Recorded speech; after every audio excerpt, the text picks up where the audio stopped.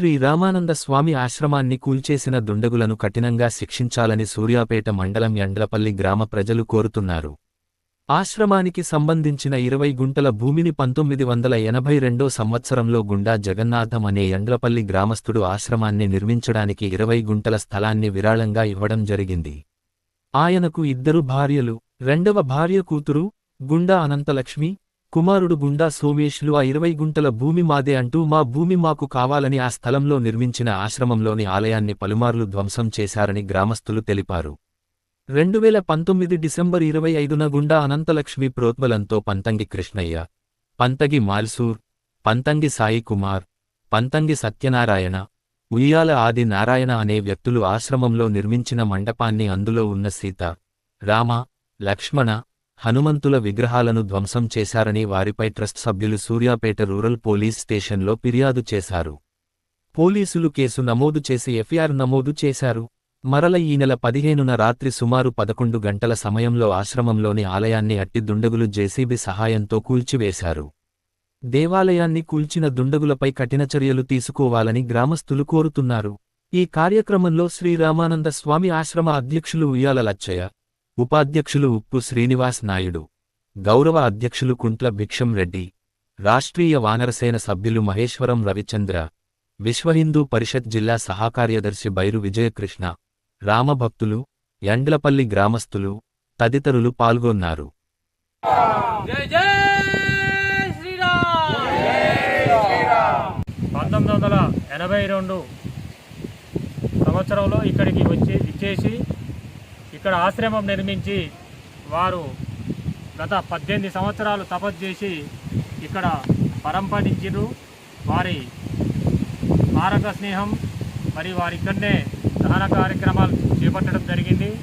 తదనంతరం ఆనాటి నుండి ఈనాటి వరకు ఇక్కడ అనేక ఆధ్యాత్మిక కార్యక్రమాలు, అనేక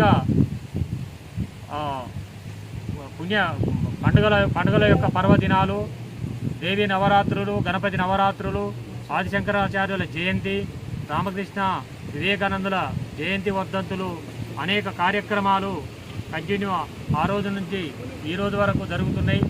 అయితే మధ్యలో 2019లో ఈ స్వామీజీ ఆశ్రమ మండపాన్ని కొందరు దుండగులు కూల్చివేయడం జరిగింది.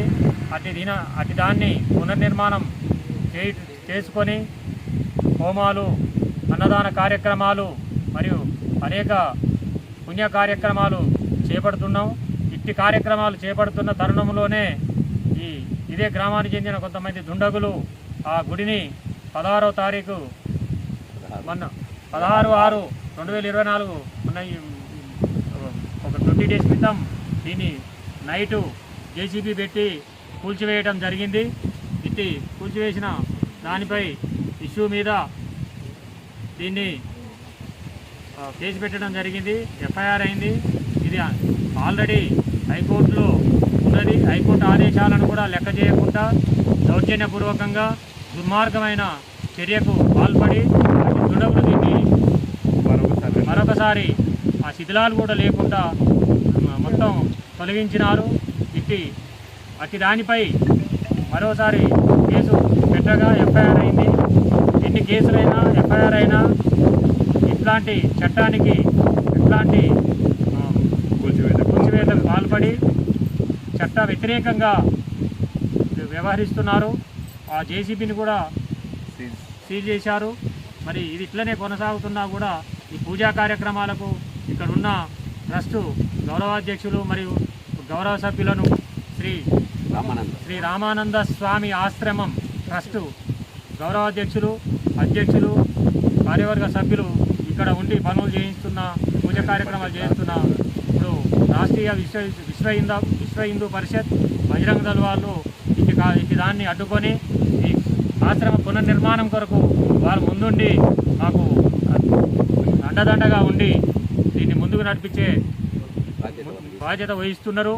ఇటు కార్యక్రమం ముందు అనేక అభివృద్ధి కార్యక్రమాలు, అనేక పుణ్య కార్యక్రమాలు, అన్నదాన కార్యక్రమాలు చేపట్టే విధంగా వాళ్ళు ఈ ట్రస్టు సభ్యులకు అండదండగా నిలిచి ముందుకు కొనసాగుతున్నారు.